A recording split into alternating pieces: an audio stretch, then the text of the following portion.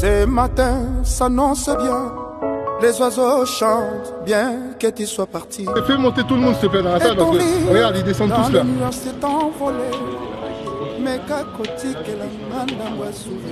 Ça va être un concert des guichets fermés.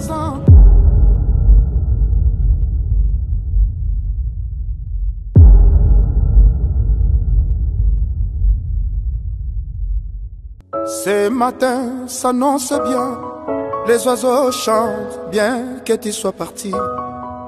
Et ton rire dans les nuages s'est envolé. Mais qu'à côté que la ngandambois souvenir.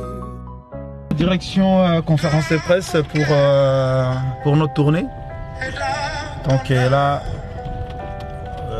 on y va à la salle pour les conférences de presse. Je pense qu'il y a tous les presses qui sont là.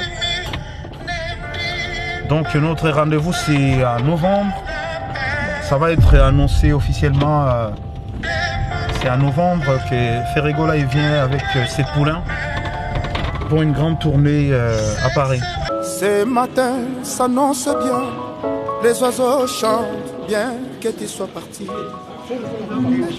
Je suis avec la manageuse. La manageuse. Elle s'appelle Aya, elle est pas trop de caméra. Et je suis avec mon ami Chico et vu que avec les patriarches Yadada. Là c'est les patriarches Yadada.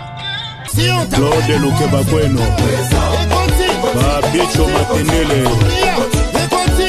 et Radio Presque Zamona Maître, Mobila Maïmbi Le Bossé, Cécile Kakouchi Betancourt. Donc bientôt, vous allez voir, il y a le padre qui arrive, le padre. Donc on est là, hein, on accompagne notre ami, notre artiste, notre frère. Achetez les billets pour tout. Dès qu'elle annonce. Les concerts, ça va être vraiment VIP. Hein. Donc c'est VIP, c'est... Bon, je sais pas, c'est jamais vu que tu viens dans un concert, tu prends du champagne aussi. Et tu es dans l'espace qui est très mythique, des genres de choses comme ça. Je pense que non, ça va être un peu particulier, un peu différent par rapport aux concerts qu'on joue d'habitude. Et j'ai accepté ce projet parce que ça va être un peu différent.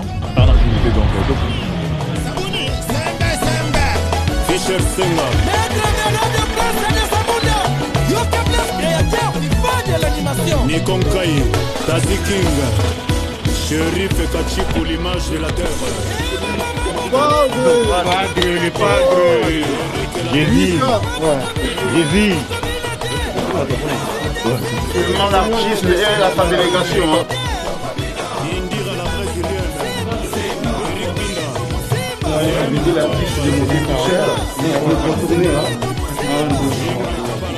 Il est là, nous allons dans vos questions. Voici pour nous, Ferregola de Balago. Bonjour à tout le monde. On est désolé pour ce retard, donc nous allons faire. Donc, bienvenue à ce bel endroit qui est le pavillon Gravel. Et merci à vous en tout cas d'avoir répondu présent. Et merci à Overlook Events qui a rendu cette conférence de presse possible.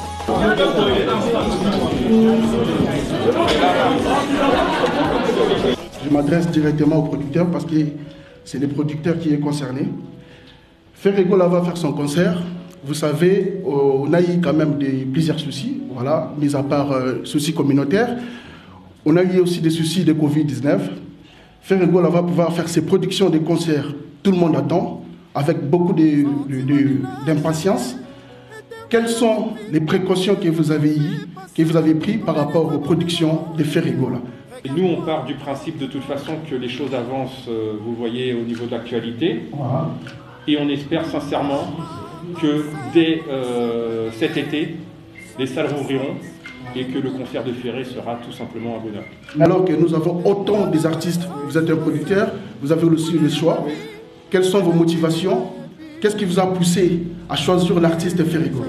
Ferré est un artiste que nous rêvions de faire. La motivation en plus, comment dire, il y a plusieurs motivations. Il y a déjà une motivation artistique par rapport à son show, puisque sa musique, tout le monde l'adore. On a une motivation encore plus forte parce que on emmène Ferry dans une des plus belles salles. Est-ce que tu comprends le challenge que tu as? Est-ce que tu comprends que le poids que tu supportes, si ça ne passe pas, Ferry sera fini. Si ça passe, Ferry sera à la hauteur. Est-ce que maintenant c'est le moment de mettre, de baisser les armes pour collaborer avec tous les chroniqueurs? Vous, le musicien, Yagada ne dira pas le contraire, ni Tuke Lomoto, ni encore Fanta Fofana. D'écarter les chroniqueurs. Lui, il travaille avec un tel, il travaillera avec nous. Est-ce que vous pensez que c'était un moment aujourd'hui d'arrêter un peu ça, de faire la promotion en disant que je fais mon concert, chaque journaliste et chroniqueur a à faire son travail? Adil Ondolé, comme numéro 1, le célèbre comme un dieu, je vous dis merci. En fait, il y a un petit souci. Je ne sais pas si c'est de ma part, je ne sais pas. Par rapport à la communication, en fait. Si je suis aujourd'hui fait rigolo, c'est grâce à la presse. On néglige pas la presse. On respecte la presse. On a un petit souci à ces moments pour les internautes, les gens des internautes. Il y a d'autres choses, on ne se comprend pas par rapport à moi.